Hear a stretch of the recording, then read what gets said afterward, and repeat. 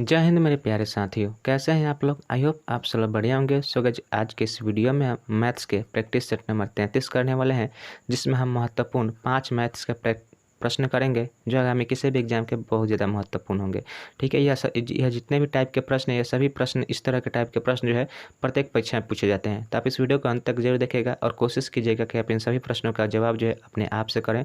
Video के अंत में कमेंट करके जरूर बताएं कि वीडियो कैसी लगी और आप इन सभी प्रश्नों में से कितने प्रश्नों का जवाब खुद से कर सकते थे। चलिए बिना देर के वीडियो को स्टार्ट करते हैं। तो देखिए, पहला नंबर प्रश्न है हमारा। क्वेश्चन बोल रहा है कि 180 मीटर लंबी ट्रेन 20 मीटर प्रति सेकंड की गति से चलती है और समान दिशा में 10 मीटर प्रति सेकंड की गति से चल रहे आदमी को ओवरटेक करती है। ट्रेन आदमी को कितने सेकंड में पार करेगी।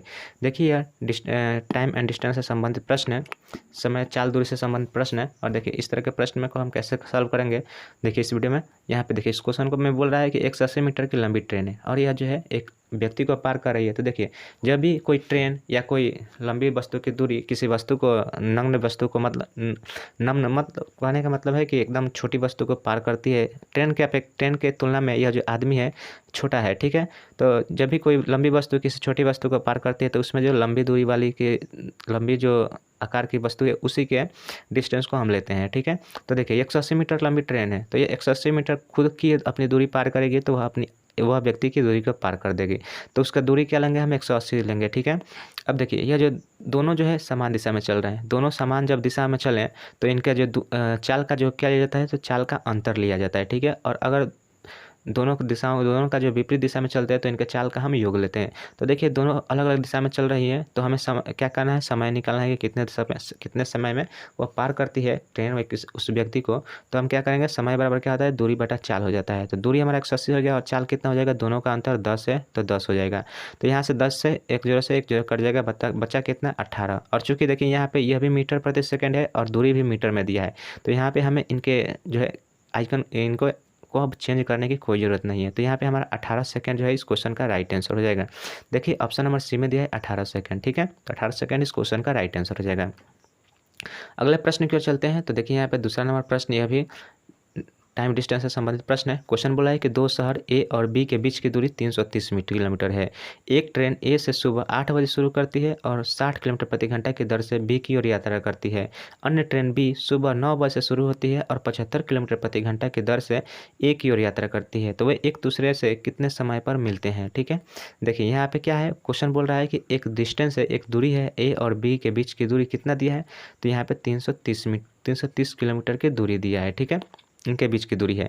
बोल रहा है कि ट्रेन ए से जो है सुबह 8 बजे एक ट्रेन चलती है और वह कितने 60 किलोमीटर प्रति घंटा की रफ्तार से चलती है।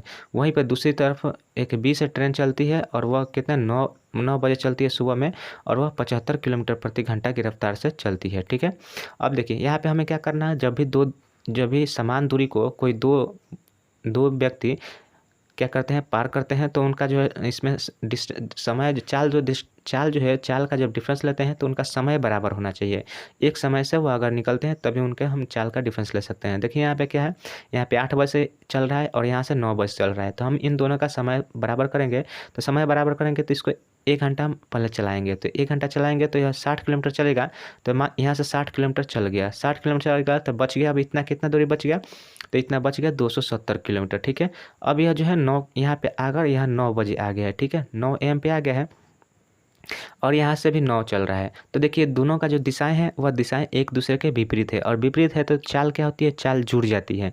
समय निकालने के लिए कब एक दूसरे के साथ मिलेंगे, एक दूसरे से कितने समय पर मिलेंगे, तो क्या करेंगे, दोनों का दिशाएं विपरीत है यानी एक दूसरे की तरफ आ रहे हैं, तो क्या करेंगे, हमारा दूरी जो है वह 270 हो गया और इनका जो योग लेंगे, चाल का योग लेंगे, तो 60 और 75 कितना हो जाएगा, 130 हो जाएगा। अब इस तरह से समय निकालेंगे तो दूरी बटा चाल हो गया। अब इसको काटेंगे तो 2 बार में यानी 2 घंटा, क्योंकि इनकी देखिए दूरी भी किलोमीटर में है और इनका चाल भी किलोमीटर प्रति घंटा में है। इस तरह से 2 घंटा हमारा समय आ गया।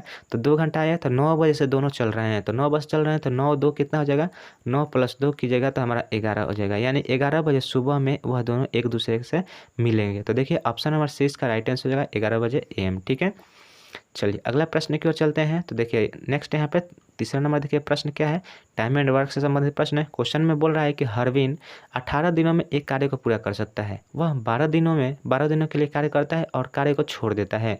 दीपक शेष कार्य को 8 दिनों में पूरा करता है, दीपक अकेले कितने दिनों में कार्य को पूरा कर सकता था। ठीक है, क्वेश्चन आपने पढ़ लिया। अब देखिए क्वेश्चन अगर पढ़िए हैं, बढ़िया अच्छी तरह से पढ़े हैं, तो देखिए क्वेश्चन में बोला है कि हरविन 18 दिनों में एक कार्य को पूरा कर सकता है।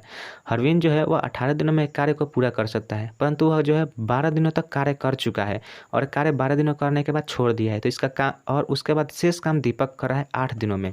तो यहाँ पे देखिए शेष काम दीपक कर रहा है, तो दीपक शेष काम कितना करेगा, तो यह जो हरविन जितना काम करके छोड़ दिया होगा, जितना उसका और करना होगा उतना ही काम जो है दीपक करेगा। तो देखिए चूंकि हरविन जो है 12 दिनों तक कार्य कर चुका है, तो इसका शेष काम कितना बच गया है, तो 6 दिनों का शेष काम बच गया है, और यही शेष काम को जो है दीपक जो है 8 दिनों में करता है। ठीक है, तो इस तरह से समीकरण बन गया। अब यहाँ से हमें इनकी क्षमता का अनुपात निकल जाएगा। तो देखिए H बटा क्या हो जाएगा, डी हो जाएगा, और इनका जो क्षमता का अनुपात कितना हो जाएगा, 8:6। इसको काटिएगा तो यह 4 आ जाएगा और यह 3 आ जाएगा। अब देखिए एक दिन में जो है हरविन 4 काम करता है और दीपक जो है 3 काम करता है, और चूंकि टोटल हमें काम निकालेंगे तभी जाकर दीपक का पता लगेगा कि वह कितने दिन में उस काम को पूरा कर लेगा। तो टोटल काम करने के लिए क्या करेंगे, हरविन की क्षमता से 18 दिनों में 18 से गुना करेंगे, क्योंकि हरविन जो है 18 दिनों में उस कार्य को कर सकता था। ठीक है, तो 4 की क्षमता से वह 18 दिनों में उस काम को पूरा कर गया। तो यह टोटल काम हमारा हो गया। अब टोटल काम में क्या करेंगे, दीपक की क्षमता से हम भाग देंगे। तो दीपक की क्षमता 3 है, तो 3 से हम इसमें भाग देंगे, तो 3 छक कितना हो जाएगा, 18, और 6 चौका 24, यानी कि दीपक जो है 24 दिनों में इस कार्य को पूरा कर देगा। तो देखिए 24 इसका राइट आंसर हो जाएगा, ऑप्शन नंबर डी में दिया है। तो ऑप्शन नंबर डी इसका राइट आंसर हो जाएगा 24 3। चलिए अगले प्रश्न की ओर चलते हैं। तो देखिए चौथा नंबर देखिए प्रश्न हमारा है, यह भी टाइम एंड वर्क से संबंधित प्रश्न है। क्वेश्चन बोला है कि ए 20 से 15 दिनों में, ए और बी 15 दिनों में एक कार्य को पूरा कर सकते हैं। ए जो है बी की तुलना में 50% कम कुशल है। ए अकेले उस कार्य को कितने दिनों में, कितने समय में कर लेगा। ठीक है, तो देखिए यहाँ पे बोल रहा है कि ए और बी जो है दोनों मिलकर किसी कार्य को 15 दिनों में पूरा करते हैं। यहाँ पे बोल रहा है कि ए जो है बी की तुलना में 50% कम कुशल है, यानी कि अगर यह बी 100 है तो यह जो है 50 है। 50% कम कुशल है तो यह 50 हो जाएगा, यह 100 हो जाएगा। इसका अनुपात तोड़ें तो यह 1 हो जाएगा और यह 2 हो जाएगा। अब देखिए क्वेश्चन बोल रहा है, क्वेश्चन में कि ए और बी 15 दिनों में किसी कार्य को कर सकते थे।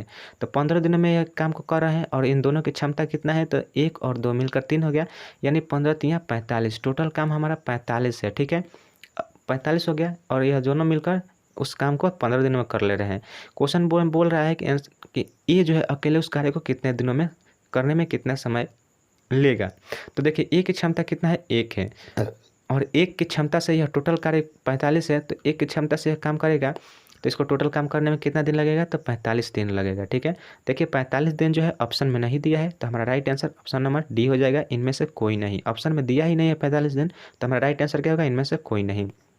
ठीक है, तो इस तरह से हम यहाँ पे क्या किए, इन दोनों की क्षमता निकाले, क्षमता निकाल कर टोटल वर्क निकाले कि टोटल कितना काम है, उसके बाद हम जिसका निकालना है उसके क्षमता से भाग दे दिए, तो दिन निकल कर आ गया। चलिए अगला प्रश्न देखते हैं। तो देखिए अगला यहाँ पे 5 नंबर देखिए प्रश्न नंबर है। क्वेश्चन बोला है कि यदि 35 लोग 6 दिनों में एक कार्य को पूरा कर सकते थे, ठीक है, तो 15 व्यक्ति कितने दिनों में कार्य को पूरा कर सकते हैं। देखिए MD1 से संबंधित प्रश्न है।